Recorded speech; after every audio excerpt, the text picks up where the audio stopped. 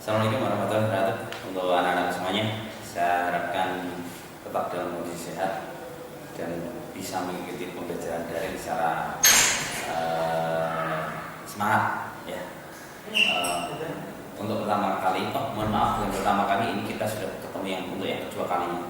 Yang pertama kali kemarin kita bukan tatap muka. Pertama kali kemarin materi kita yaitu terkait dengan sistem akuntansi. Dan ini juga masih terkait sistem akuntansi, tapi khususnya yaitu saat ini kita membahas terkait dengan, kalau kemarin akuntansi sebagai sistem informasi,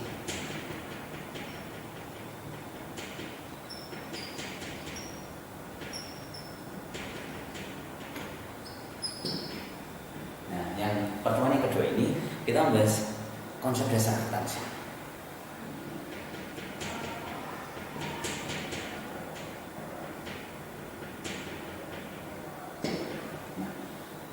Dalam materi ini saya hanya sifatnya pelan-pelan saja, karena dari awal inilah kita nanti bisa menentukan langkah selanjutnya biar anak-anak paham terlebih dahulu. Artinya memadukan perasaan kita bareng-bareng terkait dengan akuntansi. Nah, kita bahas dulu ya terkait dengan konsep dasar akuntansi. Akuntansi itu apa sih Pak? Kemarin sudah saya sampaikan bahwa akuntansi ada suatu sistem informasi yang disitu mulai dari kita menuliskan, kemudian menelaah, kemudian menganalisis, kemudian dibuat dalam penyajian data, dan data itu nanti bisa dibaca sedemikian rupa, bisa disimbolkan, dan kemudian nanti bisa ditelah bersama-sama. Nah, tetapi yang harus lebih penting lagi, kita masuk ke sistem informasi, sebagai sistem informasi, kita masuk sekarang pada dasar, yaitu sebenarnya konsep dasar akuntansi. Konsep dasar akuntansi di sini ada beberapa hal, ada beberapa prinsip yang di situ yang harus kita ketahui tentang konsep dasar akuntansi. Ya, beberapa konsep dasar akuntansi. Yang pertama yaitu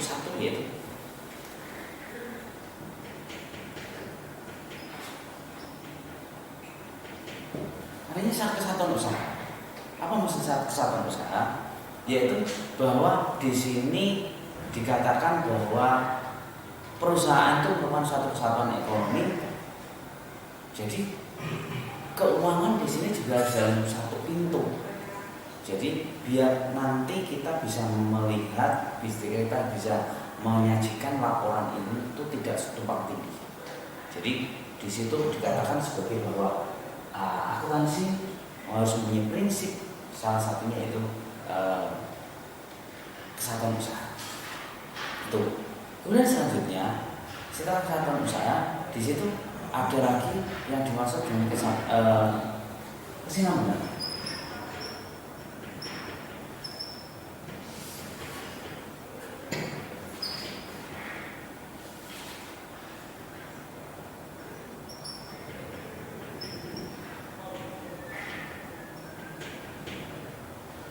Dikatakan bahwa di situ nanti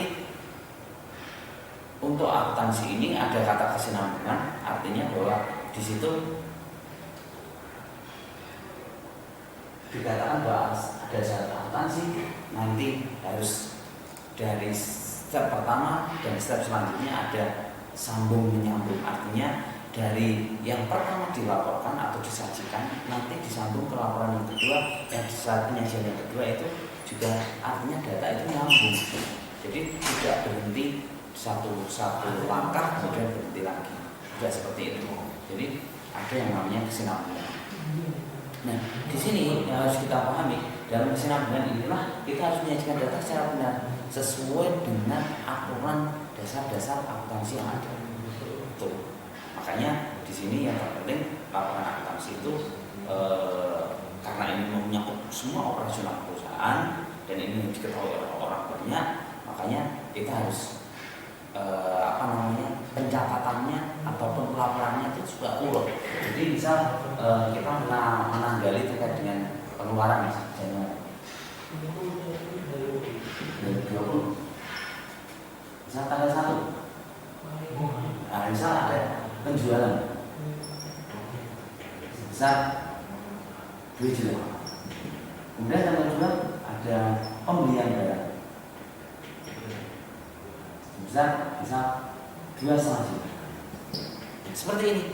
Jadi tidak boleh data berbalik-balik, misal dari Januari tanggal 2 ini kemudian ada penjualan, kemudian baru tanggal 1. Nah, dari tanggal 1 kemudian nanti ke tanggal 3, tidak boleh seperti itu.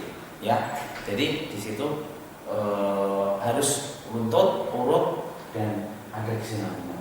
Nah, nanti kalau kita menjual secara urut pola kerjanya, jadi kita juga enak untuk menganalisa, untuk melihat, oh iya ternyata dari hari per hari, dari bulan ke bulan ternyata ada perkembangan seperti itu dan ada informasi seperti itu. Kemudian selanjutnya yang ketiga yaitu asas. Yang ketiga asas pemadanan. Apa artinya?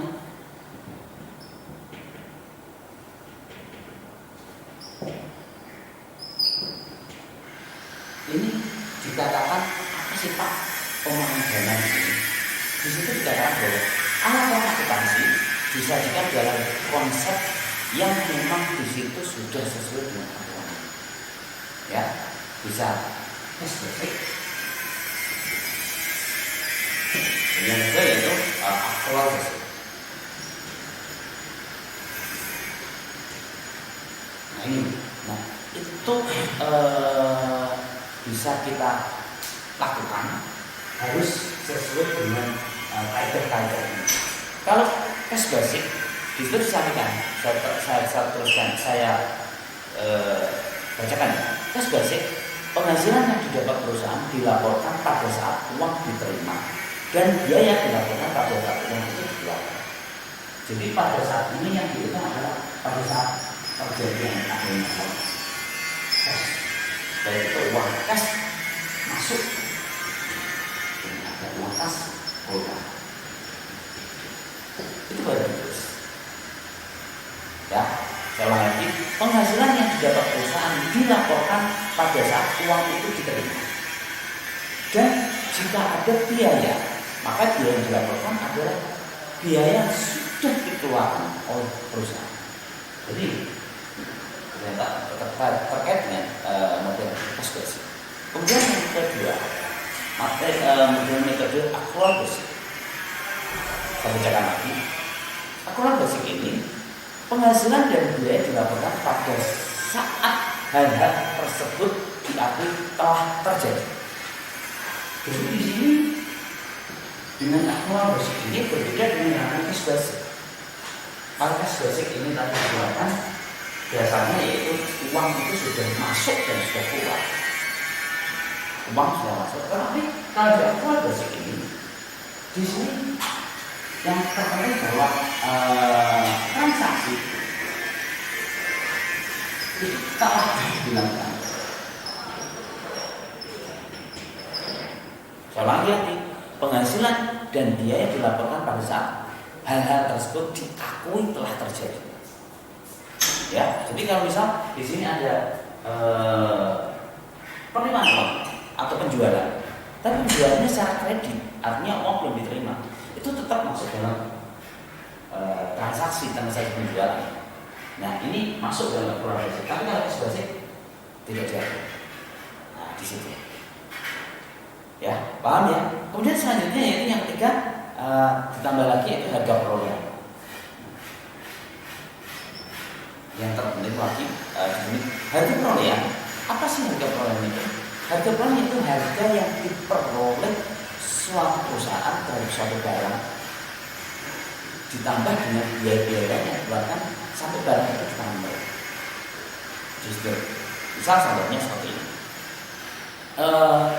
Mesin harga misal 7,5.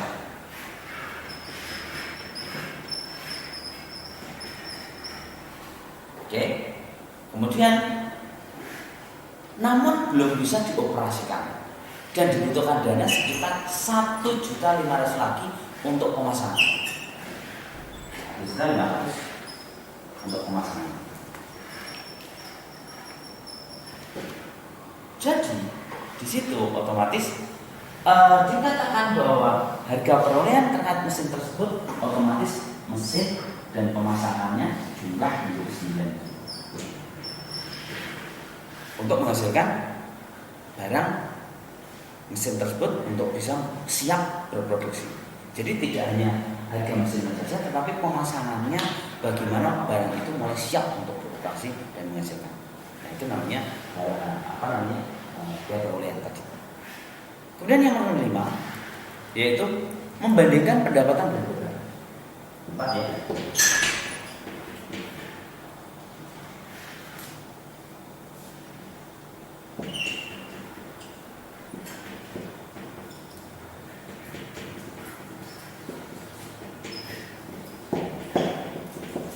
Nah, di situ ada 2 kata. Jadi yang pertama yaitu pendapatan, yang kedua yaitu terkait dengan beban. Pendapatan itu apa sih Pak? Ya kalau pendapatan ya gampang lah. Pendapatan adalah segala sesuatu yang diterima seluruhnya oleh perusahaan. Ya, baik itu penjualan secara tunai ataupun penjualan secara kredit. Itu yang dikatakan sebagai pendapatan. Nah, nanti pendapatan itu dihitung. Kalau itu tadi dikatakan penjualan, nah kalau pendapatan apa? Jadi pendapatan nanti penghasilan perusahaan dikurangi dengan segala sesuatu pengeluaran dari perusahaan. Nah nanti kita akan menghasilkan suatu pendapatan atau dikatakan di situ biasanya keuntungan. Keuntungan itu ada keuntungan kotor dan ada keuntungan bersih. Nanti kita bahas bareng-bareng di belakang. Kemudian yang selanjutnya yaitu beban. Apa beban itu? Beban itu seluruh biaya yang ditanggung oleh perusahaan atau yang dikeluarkan oleh perusahaan terkait dengan kegiatan-kegiatan mereka. Ya, jadi di situ dikatakan misal contohnya adalah membayar telepon, membayar listrik, kemudian membayar tenaga kerja. Nah itu namanya beban. Jadi beban itu sekumpulan dari biaya-biaya yang dikeluarkan oleh perusahaan untuk menghasilkan suatu barang dan jasa. Itu. Kemudian selanjutnya dengan cara-cara seperti inilah nanti kita akan mengetahui bahwa konsep dasar akuntansi ini nanti akan kita pegang bagaimana caranya bahwa kita nanti dalam pelaksanaan kegiatan yaitu konsep dasar akuntansi ini kita bisa berhati-hati. Artinya apa? Artinya bahwa satu ini yang pertama kesatuan usaha jelas harus ada. Artinya di sini tidak boleh mencampurkan pekerjaan satu pekerjaan dengan pekerjaan yang lain. Artinya di situ harus dalam satu lingkup usaha yang jelas. Misal perusahaan A, perusahaan B. Begitu itu perusahaan A dicampur dengan perusahaan B, tidak boleh. Ya. Kemudian yang kedua yaitu adanya kesinambungan. Kesinambungan artinya bahwa di situ harus ada informasi yang saling sambung menyambung, mulai dari informasi A juga ke informasi B, dan informasi B nanti menghasilkan informasi C dan selanjutnya. Jadi ada kesinambungan. Nah nanti kalau kita lihat kita sebalik lagi kita tahu, oh uang segini dari mana ya? Oh dari ini dan dari ini. Oh Pak, kok ini ada penjualan ya? Misal di bulan Maret misal, kok ada penjualan total 10 juta ya? Ini dari mana? Oh ya Pak, ini dari penjualan bulan Februari misal 5 juta, kemudian yang Januari 5 juta. Nah seperti itu. Jadi penjualan. Nah, kemudian selanjutnya yang ketiga adalah pemadanan. Pemadanan tadi saya sampaikan seulang lagi bahwa dalam pemadanan ini harus ada bukan rumus khusus, tapi harus ada aturan yang harus kamu pegang. Kapasitas basic atau pakai aktual basic. Nah, ini biasanya yang baik kita pegang adalah pola aktual basic. Jadi ini transaksi yang pertama tadi cash basic adalah transaksi yang di situ diakui pada saat ada uang di kas, ada uang masuk dan ada uang keluar secara tunai. Itu cash money. Kemudian yang kedua yaitu transaksi akrual basic dikatakan sebagai transaksi yang dilakukan dan itu telah diakui. Jadi walaupun itu dia tidak mengeluarkan uang secara cash atau tidak mendapatkan uang secara cash, itu diakui sebagai transaksi dalam metode akrual basic. Contohnya misal dibeli barang dagangan secara kredit, otomatis kalau pembelian secara kredit perusahaan tidak mendapatkan uang. Ya. Jadi di sini ada transaksi, walaupun kelihatannya ada uang keluar, tapi ternyata tidak ada uang keluar karena ini dengan pembelian secara kredit. Nah itu. Kemudian selanjutnya yang keempat tadi saya sampaikan ada perolehan.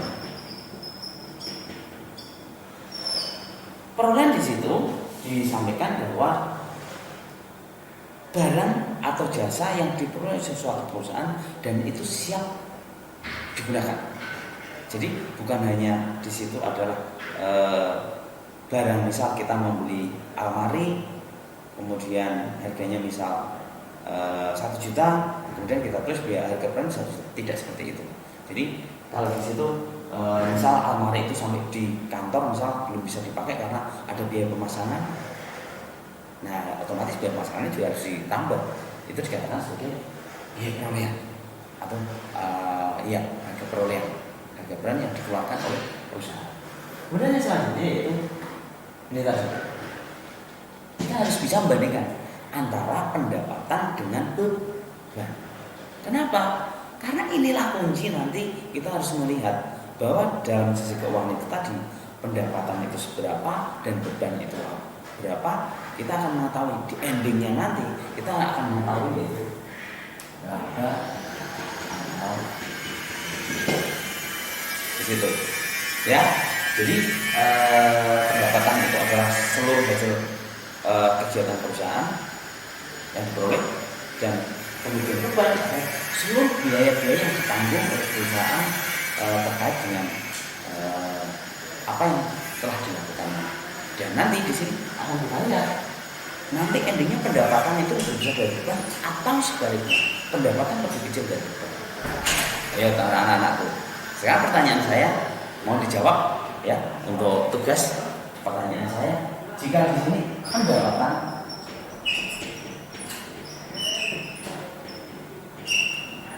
akan terjadi apa? Dan yang kedua,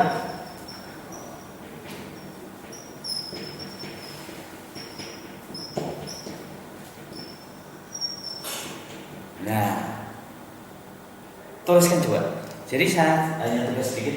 Jika pendapatan lebih besar dari beban, apa yang terjadi? Kira-kira aja. Kemudian yang kedua, jika pendapatan lebih kecil daripada beban, apa yang terjadi? Ya, itu kira-kira untuk pertemuan yang kedua ini, yaitu terkait dengan konsep akuntansi sebagai sistem informasi. Yang kedua, pertemuan kedua adalah konsep dasar akuntansi.